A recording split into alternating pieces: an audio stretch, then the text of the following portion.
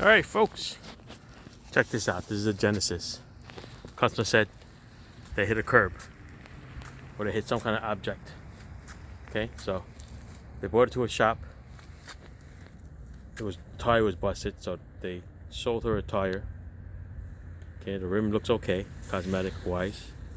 You know, a couple of damages here and there. They checked the front end, they said it was good, and they also charged her for a wheel alignment. Just remember what I said. They said everything is okay. I want you to look at this tie rod, the inner tie rod, the threaded part. Even from here, you can see it's crooked. See it? No matter what angle you hold it on, this part of the threaded piece is bent. All right, if you look up close, just I get it. If you look at the threads, even the threads look a little wonky. Okay?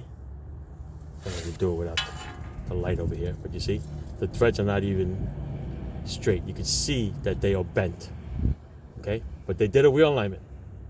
The nut don't look like it's been turned, and definitely that inner rod is definitely bent. Okay, you can see it. You can see the crease right after the threads onto the metal shank.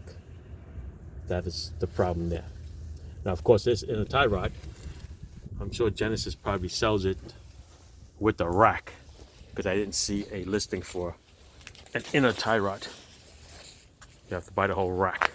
So I'm going to show you the driver's side. Just peek up into the driver's side and look at that one. See, that's straight, and you see the threads are nice and clean, and they are straight.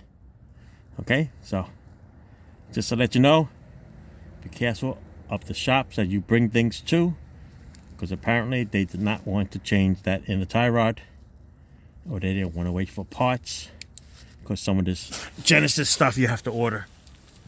But yeah, sent the customer on their way, said okay, you're good to go. So just want to let you know, be careful who you deal with.